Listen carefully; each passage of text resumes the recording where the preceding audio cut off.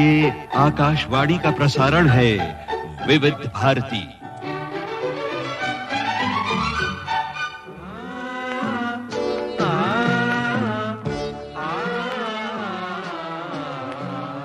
संगीत सरिता।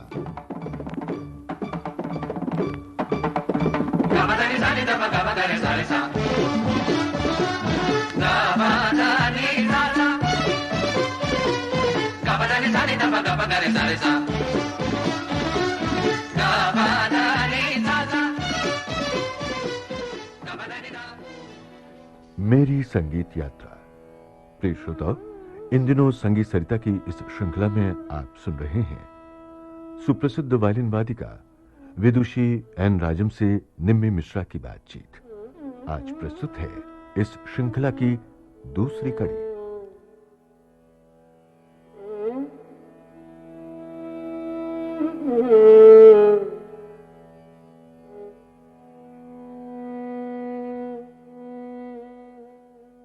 सभी श्रोताओं को नमस्कार। एन राजम जी, आपको भी नमस्कार। जी हाँ।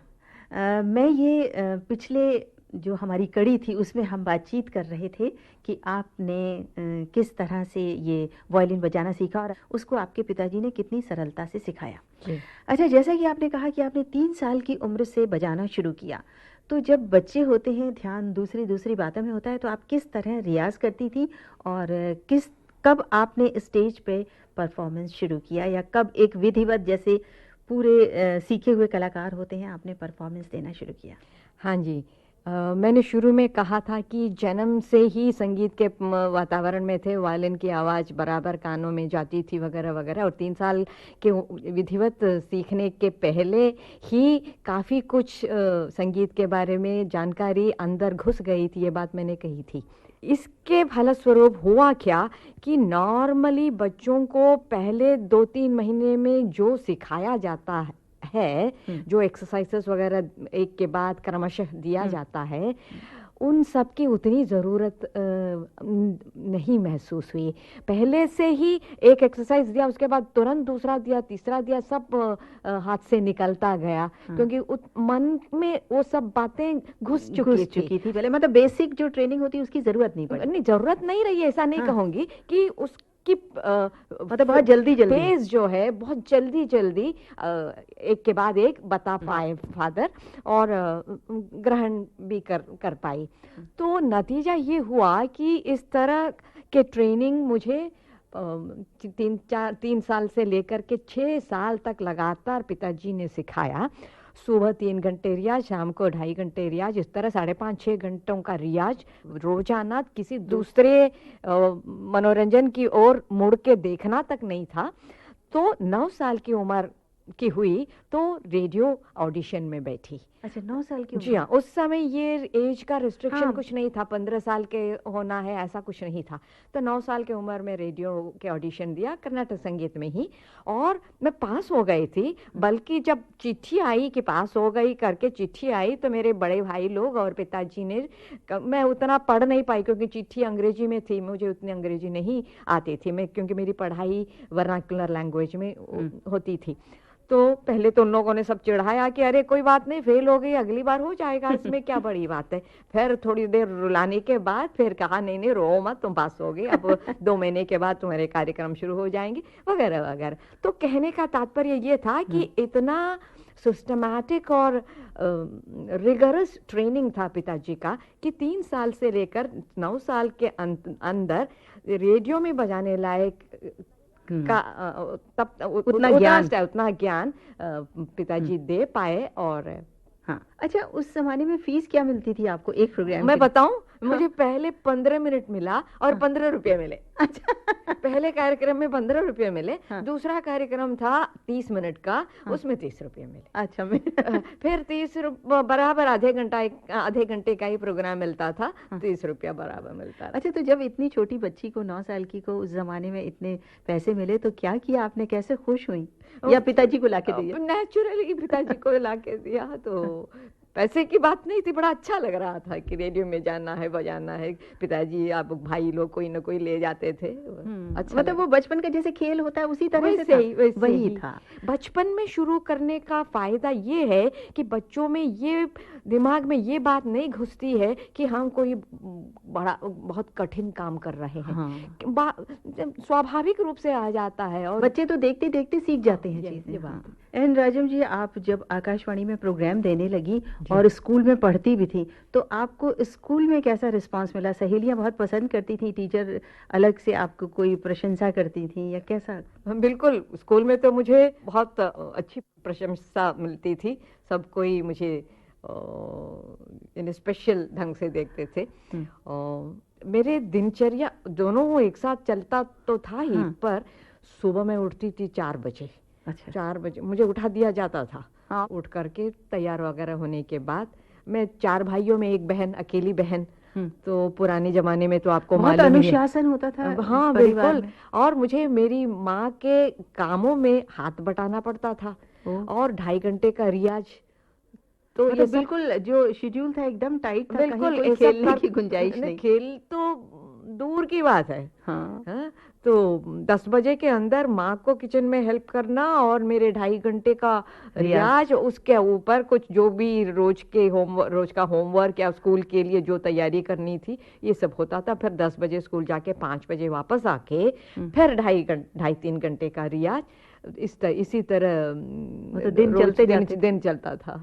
अच्छा, तो स्कूल में कभी ऐसा मौका आया कि आपने कुछ अपना वायलिन वादन प्रस्तुत किया? आप ही अकेली लड़की थी ऐसी अपने स्कूल में जो इतने बड़े स्तर तक पहुंची थी इस उम्र में, या और भी ऐसे कुछ बच्चे थे?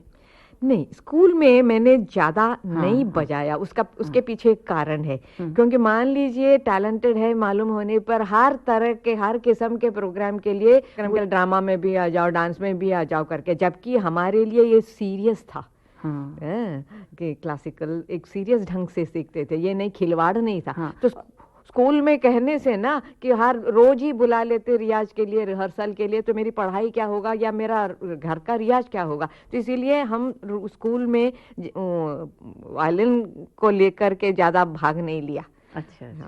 अंत में जब 10th स्टैंडर्ड में गई, जिस साल मुझे स्कूल से निकलना था, उस बार मैंने एक फुल फ्लेज प्रोग्राम स्कूल में दिया, तो उसकी बड़ी प्रशंसा हुई। एक सज्जन ने आकर के 100 रुपए का नोट मेरे हाथ में दिया। तो कितना अच्छा लगा बहुत होगा? अच्छा लगा। अच्छा, घर में जब वो 100 का नोट लेके आई होंगी तो माता पिता ने क्या कहा? खुश हुए। खुश हुए ना? अच्छा, जैसा कि आपने कहा कि आप घर के कामों में मदद करती थी माँ की, तो किस किस तरह के काम करती थी घर के? मतलब शुरू में किचन में किस तरह से सहयोग देती अरे थी? पूछिए, एक तो तरकारी काट देना है और दूसरी बात है मसाला पीसने के लिए आजकल जैसे मिक्सी थोड़ी थी, तो वो पत्थर का जो होता है ना पीसने वाला, जिसमें इडली डोसे का। हाँ, सब कुछ मेरा रोज का काम था। वो सब पीस पास के माँ को देना, फिर निकलना। मतलब 9 साल की उम्र की ये बात कर रहे हैं। तो अब तो आप बहुत ही परफेक्ट किचन में हो गई होंगी। काफी काम आता था, क्योंकि बाकी सब भाई लोग थे, तो आप तो ये जानती है कि लड़के लोग क्या काम करेंगे। बल्कि उनका काम भी हमें, उनका कपड़ा समेटना वगैरह वगैरह हमें देखना पड़ता था, घर साफ रखना वगैरह मेरी जिम्मेदारी थी। मतलब शुरू से ही आप सब तरह के कामों में तो परफेक्ट थी ही, साथ ही वायलिन वादन भी पूरी गति से चल रहा है। बिल्कुल। और बच्चे क्योंकि बहुत अच्छी तरह से जल्दी सीख जाते हैं, तो आपका सब कुछ जैसे समय के साथ जल्दी जल्दी होता गया। पिताजी का कहना यह था कि बाकी काम करो या ना करो, पर वायलिन एक दिन भी छूटना नहीं चाहिए। अच्छा, इतनी शक्ति थी। हर रोज आपने उस 3 साल की उम्र से लेके कब तक आपने रोज 5 घंटे तक रियाज किया? आज तक करती हैं? आजकल 5 घंटे नहीं करती हूँ। आज मैं अभी 70 साल की हूँ। तो मैं जब 50 साल की थी, 50-55 तक करती रही। 5 घंटे बिना नागा? बिल्कुल। बिल्कुल। तभी इतनी मेहनत के बाद ये स्थान प्राप्त किया। किसी दिन नहीं बजाया तो लगता था कि कुछ आज ठीक नहीं है। खाना ना भी खाएं तो कुछ नहीं लगता था, पर नहीं बजाया तो मन को खराब लगता था। अच्छा, एन राजम जी से हम इतनी सारी बात कर रहे हैं, वैसे बातें बहुत अच्छी हैं और जानकारी भी हमारे श्रोताओं को हो रही होगी, पर इस प्रोग्राम में संगीत सरिता में आपके वादन की तरफ अगर हम ज़्यादा सुनना चाहें तो वो ज़्यादा अच्छा लगेगा। यानी बीच बीच में थोड़ा आप सुनना चाहेंगी? बिल्कुल। चलिए सुनिए।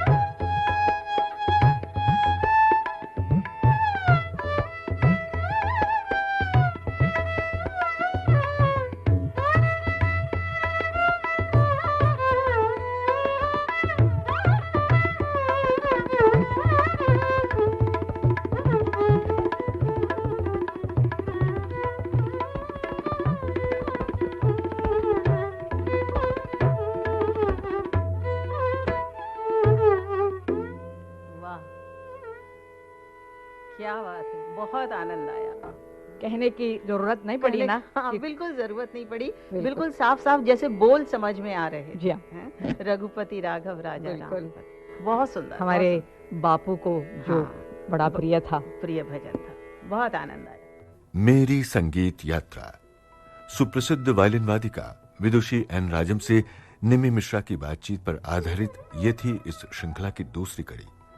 तबला संगत की आदित्य कल्याणपुर ने, तकनीकी सहयोग दिया दिलीप कुलकर्णी ने, और विविध भारती की ओर से इसे आपकी सेवा में प्रस्तुत किया कांचन प्रकाश संगीत ने।